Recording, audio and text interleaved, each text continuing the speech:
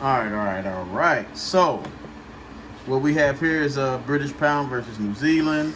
1 second, because Euro New Zealand might be doing the same thing. Last week it broke the weekly resistance, then it dumped.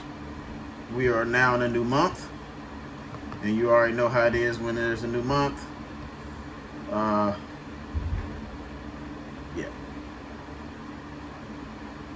things get differently. Here's Euro New Zealand, and it did exactly what I thought it would do. It broke the area and it retested it. That's the, see how I had to come down and retest it, but it retested it right there. And then it came down to that area. It's almost close. So this is the area I want to actually take some buys on Euro. But if it makes some good, I guess some good support right here, I'll take the buy and put the stops below. Make sure that's 1% risk of my account and take it back up to this area. I don't mind doing that. I have to keep in mind these lows down here might get me, so I might wait. But that's just with Euro New Zealand. Anything can happen. So I'm looking at GBP New Zealand. As you know, I like trading New Zealand trades. If I don't see a trade set up, I just don't take it. But let's go to H4. This is my prediction. We were in a channel. We came to a nice little floor. Anticipating a break up, then maybe a pullback, break out of this trend line, retest the trend line, start making higher highs from this point. Reason why, so obviously it's been down for a while. A lot of red candles, and this is a good support. If you look out, it's a good support right here. It can also come down to here, and then it could come down here and then go back up, or it could go down there. Hopefully it doesn't. I'm thinking about, let me reset this. So I'm thinking about taking this. I'm gonna put some buy stops above the structure, and then I'm gonna have my stops below the support, and then I'm gonna just take it to back up here. If I get stopped out, oh well. The only way that this is gonna be valid if it does push up and it hit my buy stop and start making higher highs and stuff. But if it doesn't, it just continue to the downside, I'll be okay. I might do that with Euro New Zealand too.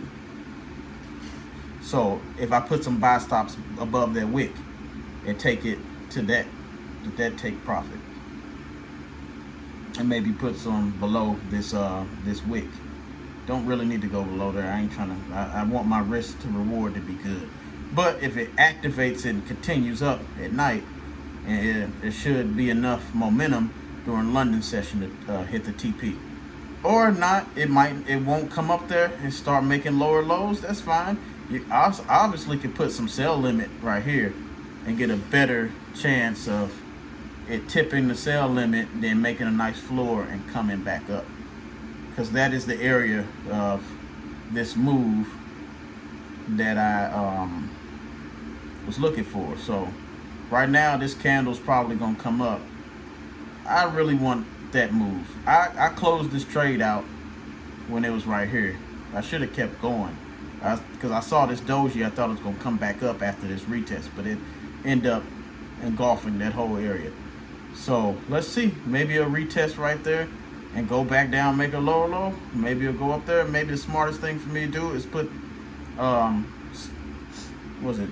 sell limits down here and let it make a floor and then go to the upside. But you know, Euro moves great. New Zealand been kicking butt. You know, that's my baby. New Zealand been kicking butt. The Euro and GBP move very well. Like if you caught this whole move, that'd have been great. But that's my analysis for Euro and GBP New Zealand. This week with it being a new month incorporated in this week, let me remove some of these drawings. The dollar index really wasn't doing too well. That's why UCAD was, I got stopped out of UCAD a few times because it wasn't moving, like, it wasn't moving the way I wanted it to move.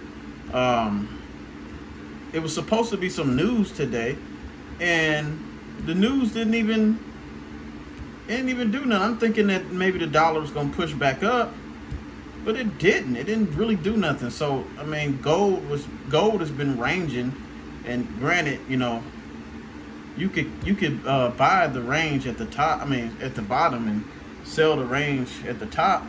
But I don't know. You know, this is, I don't know what it's gonna do. I don't like that because I can't find no trade with UJ, and then UCAD acting goofy. So I don't know what the dollar's gonna do. Honestly, we're still on the uptrend. This support, I don't know if it got broken or not. I don't think the support got broken, but what I can see is maybe if it respects it, a push back up to retest this area. And then from that point, if this area doesn't make it, then we're going to lower lows. Or possible up. I like to change the color. Maybe a break up, a retest, and start creating some more higher highs. That's the projection for the dollar index.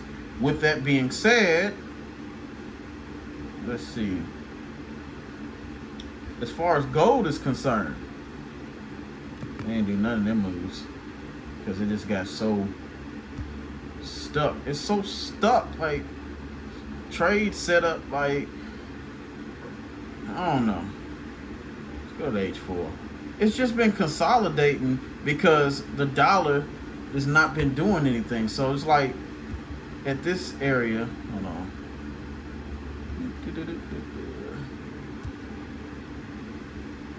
This area is a buy zone. This area is a sell zone, I guess. It's like it's consolidating. At this point, we need a breakout. Let's see if it's a red candle because the dollar could eventually be bullish. I don't know what the dollar, we're going to anticipate the dollar to be bullish. So could be a break, retest,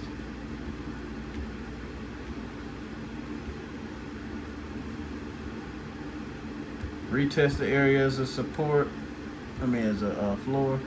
And gold is tricky because you see that wick right there. I'm not going.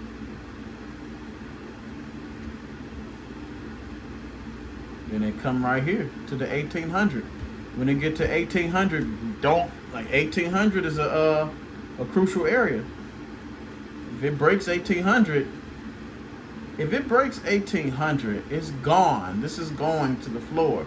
But if it doesn't, I don't know. If it doesn't break it, I can see it just going back to the upside, or the possibility of breaking this area, which means ultimately breaking that top high over there, and come and retest that high and going up.